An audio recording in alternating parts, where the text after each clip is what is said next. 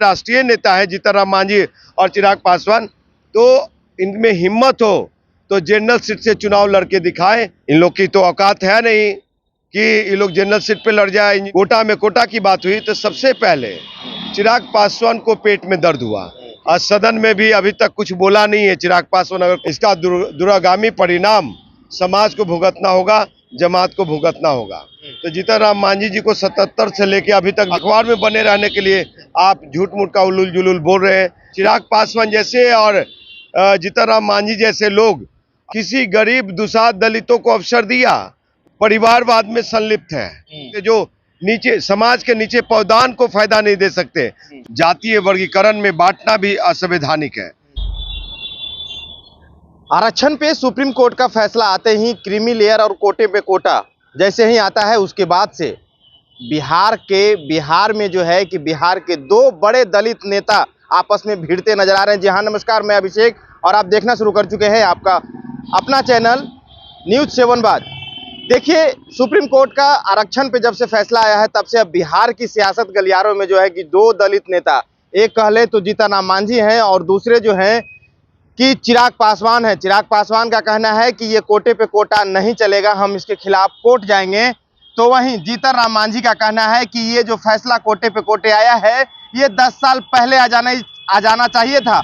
इसी पे बात करने के लिए हमारे साथ राजकुमार पासवान है, इनसे जानेंगे कि आखिरकार क्या कुछ माजरा चल रहा है। कैसे देख रहे हैं राजकुमार पासवान जी, अब तो आपका दलित नेता देखिए, आपको बता देना चाहता हूं कि कोटा में कोटा ये असंवैधानिक है और क्रीमी लेयर भी असंवैधानिक है। जातीय वर्गीकरण में बांटना भी असंवैधानिक है। अगर ये जो आप जिनके नाम बता रहे हैं, जिन नेताओं के नाम बता रहे हैं, वो नेता तो खुद ही परिवारवाद में संलिप्त है, समझे। एक घर की पार्टी बना करके रख दिया है। वो जीतनराम मांझी हो चाहे चिराग पासवान हो, क्या चिराग पासवान अपने परिवार के अलावा किसी गरीब दुसाध दलितों को अवसर दिया?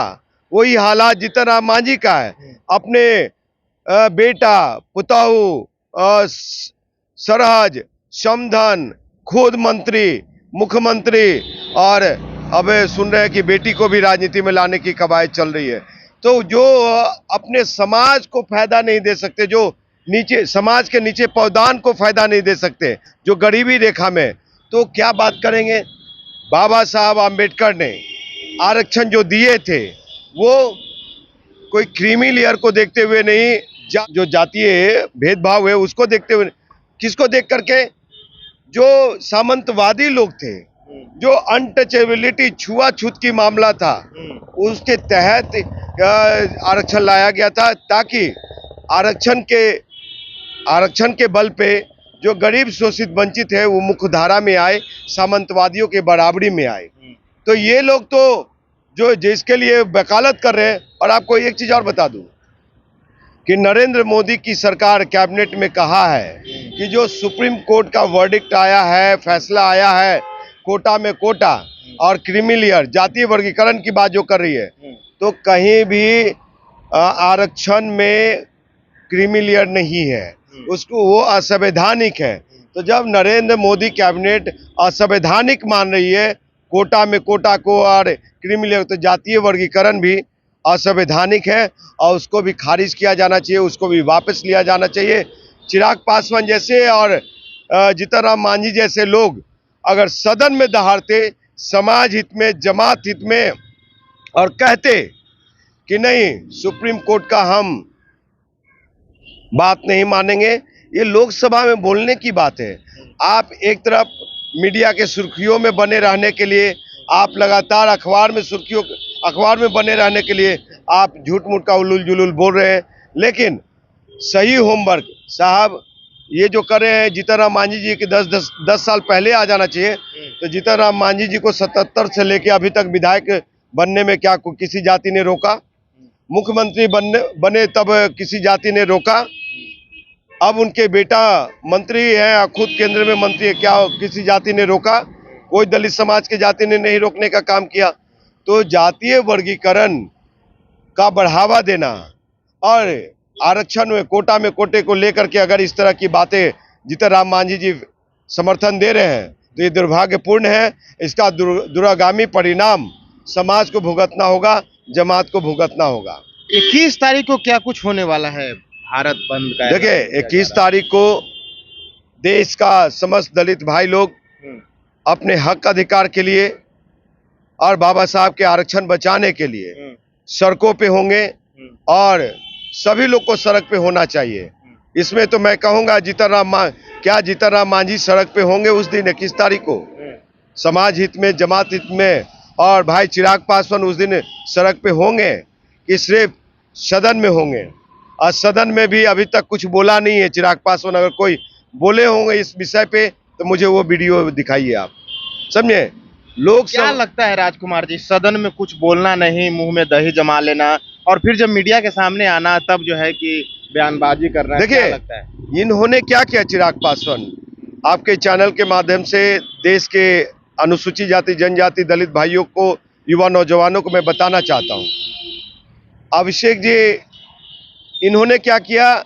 जब क्रीमी लेयर लागू करने की बात हुई, कोटा की बात हुई, तो सबसे पहले चिराग पासवान को पेट में दर्द हुआ कि अब क्या मेरा घर लूट जाएगा और मुझे आगे चुनाव लड़ने नहीं दिया जाएगा, जनरल सीट पे लड़ना पड़ेगा। इन लोग की तो औकात है नहीं कि ये लोग जनरल सीट पे लड़ जाए, इंजीनियर राजकुमार पासवान जैसे लोगों को अवसर दे। लेकिन इन्होंने हल्ला मचा करके, मीडिया में हल्ला मचा करके, अखबार में छप करके नरेंद्र मोदी तक प्रेशर बनाने में सफल रहे और नरेंद्र मोदी कैबिनेट ने इस चीज को मान गया कि बाबा साहब के दिए हुए आरक्षण में कहीं भी क्रीमी लेयर की बात नहीं है, ये असंवैधानिक है।